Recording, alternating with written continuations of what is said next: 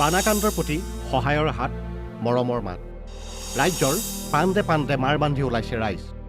সাহায্য সামগ্ৰীলৈ উজনিলৈ জনতাৰ সোঁত। উজনিৰ প্ৰলয়ংকাৰী বানৰ কবলত পৰা ৰাইজৰ বাবে অসমৰ বিভিন্ন প্ৰান্তৰ পৰা সাহায্য সামগ্ৰীলৈ যোৱা জনতাৰ সোঁত অব্যাহত আছে। ৰাজ্যখনৰ বিভিন্ন জিলাৰ পৰা এনেদৰে একাংশ শিলদৌল ভাঙি দলে বলে গৈ বানাকান্তৰ কাষত উপস্থিত হোৱাৰ বিপৰীতে আন একাংশ আকৌ সাজু হৈছে যাত্ৰাৰ বাবে। শুকুৰবাৰৰ দিনটোত মানুহে মানুহৰ বাবে এই সহায়ৰ যাত্ৰা অব্যাহত থাকে। চাওক এই দৃশ্য। গুৱাহাটীৰ পৰা বান সাহায্যলৈ শিৱসাগৰৰ বেতবাৰীলৈ বুলি যাত্ৰা আৰম্ভ কৰা অসমৰ কণ্ঠশিল্পী দলটোৱে বৃহস্পতিবাৰে নিশা বোকাখাতত মানুহে মানুহৰ বাবে গীত গাই বানাকান্তৰ বাবে সাহায্য সংগ্ৰহ কৰে।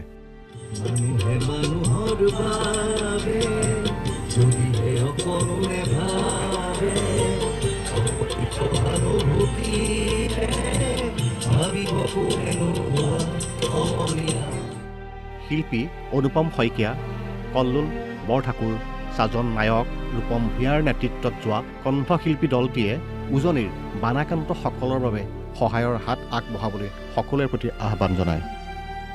অসমৰ বিভিন্ন প্ৰান্তৰ বিভিন্ন ব্যক্তি, ৰাইজ, সংস্থা, অনুষ্ঠান লগতে চৰকাৰ সকলোৱে সহযোগিতা আগবঢ়াইছে বানাকান্তৰ এই দুৰ্ভগীয়া সময়খিনিত। গতিকে তাৰ সমান্তৰালভাৱে কণ্ঠশিল্পী অসমেও আমি আগবাঢ়ি আহিছোঁ। অকল কণ্ঠশিল্পীৰ অনুদানেৰেই নহয়, আমাৰ কণ্ঠশিল্পীসকলৰ অনুদানৰ উপৰিও বিশ্বৰ বিভিন্ন প্ৰান্তৰ ব্যক্তিৰ তথা সংস্থাৰ সংগঠনৰ বিভিন্ন অৰিহণা লৈ পেলাই আমি আজি গুৱাহাটীৰ পৰা যাত্ৰা আৰম্ভ কৰিলোঁ। ইতিমধ্যে আমি যি পদযাত্ৰা কৰিছোঁ, ৰাস্তাই ৰাস্তাই আমি অকণমান যি অনুদান আগবঢ়াবৰ কাৰণে সাহায্যৰ কাৰণে সাহায্য মাগিছোঁ। গতিকে এইখিনি ক্ষেত্ৰত বোকাখাতত আহি পেলাই আমি উপস্থিত হৈছোঁ। বান পীড়িত ছাত্ৰ ছাত্ৰীৰ বাবে বৰপেটাৰ শিক্ষা বিভাগৰ পদক্ষেপ। বৰপেটা আৰু বজালী জিলাৰ শিক্ষা বিভাগে প্ৰায় 2100 বিদ্যালয়ৰ শিক্ষক আৰু বিদ্যালয়ৰ মুৰব্বীসকলৰ সহযোগত বিদ্যালয়সমূহৰ বুক বেংকত জমা হৈ থকা কিতাপ সংগ্ৰহ কৰি বানপীড়িত অঞ্চলৰ ছাত্ৰ ছাত্ৰীৰ বাবে প্ৰেৰণৰ এক উদ্যোগ গ্ৰহণ কৰে। প্ৰথম শ্ৰেণীৰ পৰা দ্বাদশ শ্ৰেণীলৈকে সকলো বিষয়ৰ প্ৰায় 41,000 কিতাপ ইতিমধ্যে সংগ্ৰহ কৰিছে শিক্ষা বিভাগে। এই কিতাপসমূহ পৰ্যায়ক্ৰমে শিৱসাগৰ, যোৰহাট, চৰাইদেউকে ধৰি উজনি অসমৰ বিভিন্ন বানপীড়িত অঞ্চললৈ প্ৰেৰণ কৰিব বুলি বিদ্যালয়সমূহৰ পৰিদৰ্শক বিতুপন হাজৰিকাই সদৰি কৰে। হয়, একচুৱেলি যি 3খন জিলাত মহাপ্ৰলয় হৈছে, প্ৰকৃতিৰ তাণ্ডৱ হৈছে, তাৰ কাৰণে বৰপেটা আৰু বজালী জিলাৰ সমূহ শিক্ষক বিদ্যালয়ৰ মুৰব্বী আগবাঢ়ি আহিছে সহায়ৰ কাৰণে। আমাৰ 2100 বিদ্যালয় আছে। 2100 বিদ্যালয়ৰ প্ৰত্যেকখন বিদ্যালয়ৰ পৰা নিজৰ নিজৰ বুক বেংকত যিখিনি কিতাপ জমা হৈ আছিলে সকলো কিতাপ তেখেতসকলে দান কৰিছে। এতিয়ালৈকে আমাৰ নিয়েৰলি 41,000 কিতাপ জমা হৈছে আৰু আমাৰ পৰ্যায়ক্ৰমে গুৱাহাটীলৈ আমাৰ গৈ আছে আৰু আজিও যাব 2খন ট্ৰাক। এইখিনি আমাৰ নাৰেংগীলৈ যাব, Assam textbook production publication company তালৈ। চৰকাৰৰ ফালৰ পৰা যিহেতু আমাক আহ্বান জনাইছিলে, আমিও দেখিছোঁ এটা দুৰ্যোগ হৈছে। যিহেতু এই 3খন জিলাত 20 লাখ কিতাপ লাগে, এইটো আমি গম পাইছোঁ যে 20 লাখ কিতাপৰ প্ৰয়োজন হৈছে। আমি জাষ্ট সামান্যতম প্ৰয়াসহে কৰিছোঁ আৰু আশা ৰাখিছোঁ, মই আহ্বান জনাইছোঁ সকলো জিলাৰ পৰা যাতে সকলোৱে যাতে শিক্ষকসকল আগবাঢ়ি আহে। কাৰণ সবাতোতকৈ ক্ষতিগ্ৰস্ত হৈছে আমাৰ ছাত্ৰ ছাত্ৰীসকল। তেখেতসকলৰ পঢ়াৰ এটা জীৱন আহি আছে, নতুন এক্সাম আহি আছে। তো আমি আশা ৰাখিছোঁ সকলোৱে সহায় আগবাঢ়িছে, সকলোৱে আগবাঢ়ি আহিছে। আমাৰ বৰপেটা বজালী জিলাৰ যিমান শিক্ষক আছে সকলোৱে অভূতপূৰ্ব সঁহাৰি জনাইছে। মই সকলোলৈ আমি আন্তৰিক ধন্যবাদ জনাইছোঁ। গোটেইকেইখন জিলাৰ কাৰণে এই কিতাপখিনি গৈ গুৱাহাটীত জমা হ'ব, তাৰ পৰা পৰ্যায়ক্ৰমে যাব। সকলোখিনি জিলাৰ কাৰণে কৰা হৈছে। যিহেতু 41,000 জাষ্ট এটা খুব সামান্য, প্ৰয়োজন হৈ আছে 20 লাখ কিতাপ আমাৰ MD ছাৰে জনোৱা মতে। দৰং জিলাৰ পৰা বানপীড়িতলৈ সাহায্য প্ৰেৰণ। দৰং জিলাৰ OBC মৰ্চাৰ নেতৃত্বত চিপাঝাৰৰ বিধায়ক ডক্টৰ পৰমানন্দ ৰাজবংশী, দৰং জিলা যোগী সন্মিলনী আৰু দৰং জিলাৰ সাধাৰণ ৰাইজৰ সহযোগত শুকুৰবাৰে শিৱসাগৰৰ বানপীড়িত অঞ্চললৈ বুলি সাহায্য সামগ্ৰী প্ৰেৰণ কৰে।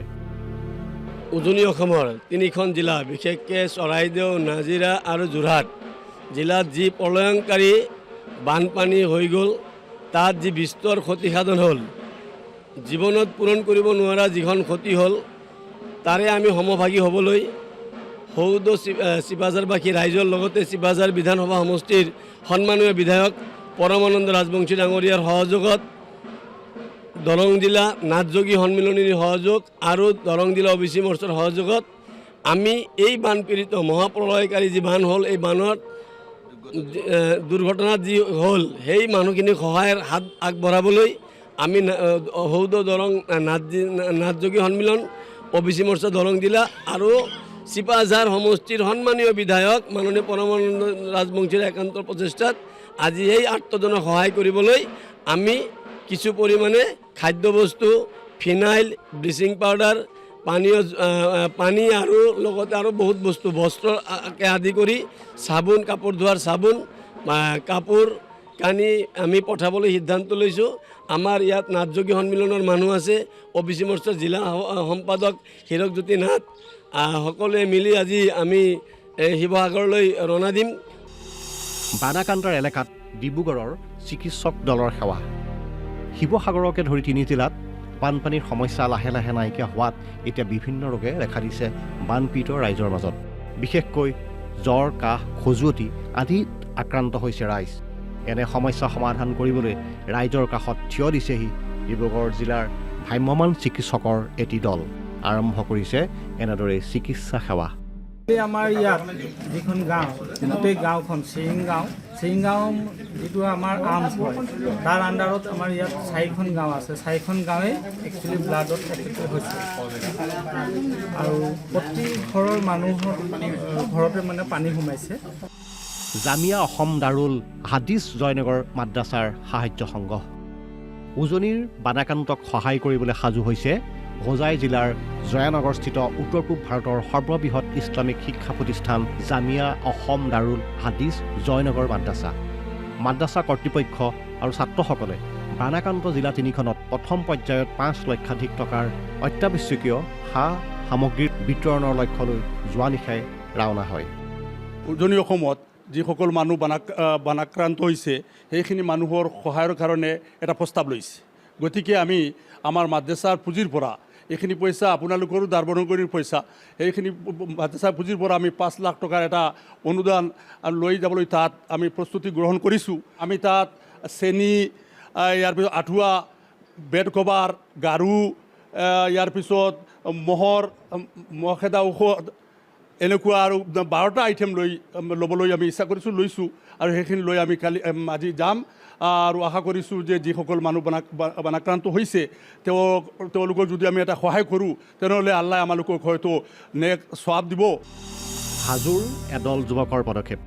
এই যুৱককেইজনে নিজৰ সাঁচতীয়া গাঁঠিৰ ধন ভাঙি উজনি অসমৰ বানাকান্তৰ বাবে এনেদৰে সাজু কৰিছে বিভিন্ন সামগ্ৰী। হাজো আৰু নিকটাৱতী 8 গাঁৱৰ বাঁহবাৰীৰ এই যুৱকৰ দলটোৱে 1.5 লক্ষাধিক টকাৰে বানাকান্তক দিবলৈ এই প্ৰয়াস। দলটোৱে নিজে শিৱসাগৰলৈ গৈ ৰাইজৰ মাজত এই সাহায্য বিতৰণ কৰাৰ কথা। সাহায্য সামগ্ৰী লৈ উজনিলৈ যাবলৈ সাজু কঠীয়াতলীবাসী।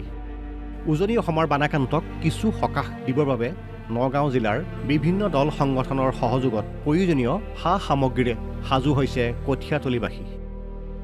কঠীয়াতলী বিভিন্ন প্ৰান্তৰ একাংশ লোকে দান বৰঙণি আৰু সহায় সহযোগিতাৰে দলটোক ৰাওনাৰ বাবে আগবঢ়াই দিছে। ইপিনে বানপীড়িতসকলক সহায়ৰ হাত আগবঢ়োৱাৰ বাবে নগাঁও বট্টদা সমষ্টিৰ বিধায়ক ৰূপক শৰ্মাই সামাজিক মাধ্যমৰ জৰিয়তে জনোৱা আহ্বানৰ প্ৰতি সঁহাৰি জনাই আগবাঢ়ি আহে জিলাখনৰ বিভিন্নজন। বট্টদা অঞ্চলৰ মহিলাসকলৰ আত্মসহায়ক গোটৰ কেইবাটাও সংগঠনে সাহায্য প্ৰদান কৰে। বট্টদোৱাৰ সৰু হিচা মণিকাঞ্চন গ্ৰাম্য সংগঠন, বট্টদোৱা বৰহিচা শংকৰ মাধৱ গ্ৰাম্য সংগঠন, বট্টদোৱা পাৰ্বতী গ্ৰাম্য সংগঠন আৰু বট্টদোৱা সৰু হিচা সতী ৰাধিকা মহিলা সমতা সংঘ মিলি মুঠ 81,000 টকা বিধায়ক ৰূপক শৰ্মাৰ হাতত অৰ্পণ কৰে। এনেদৰেই ৰাজ্যৰ প্ৰান্তে প্ৰান্তে উজনিৰ বানাকান্তক সহায় সহযোগিতাৰ বাবে মাৰ ভাঙি উঠিছে সৰ্বসাধাৰণ ৰাইজ আৰু দল সংগঠনৰ নেতৃত্ব।